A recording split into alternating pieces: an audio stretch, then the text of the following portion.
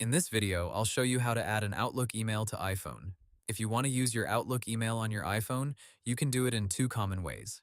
You can add the account to Apple's built-in Mail app, or you can sign in through the Microsoft Outlook app.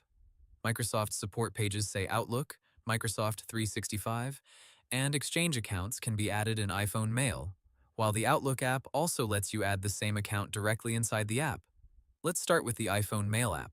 Open Settings on your iPhone, then tap Apps, then Mail. And after that, tap Mail Accounts, or Accounts, depending on what your version shows. Next, tap Add Account. Apple says this is the standard path for adding email accounts on iPhone, and Microsoft's setup guide points to the same process for Outlook-related accounts. Now choose the account type. For most Outlook, Microsoft 365, or Exchange email addresses, Microsoft says to select Microsoft Exchange in the iPhone account list. Then enter your Outlook email address and tap Next. After that, sign in with your password and complete any verification steps if Microsoft asks for them. That can include a security code or approval through two-step verification.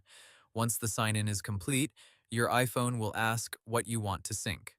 Usually, you can turn on Mail, and if you want, you can also sync contacts, calendars, reminders, or notes. When you finish, tap Save. After that, open the Mail app, and your Outlook inbox should start loading. Apple also notes that some accounts can be set up automatically, while less common setups may need manual account details. Now let's look at the second option, which is the Outlook app.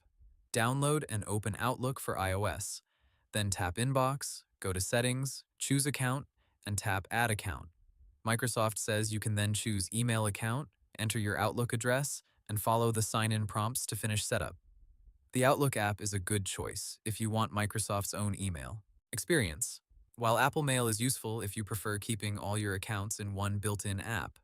Either way, the setup is quick once you sign in with the correct Microsoft account details.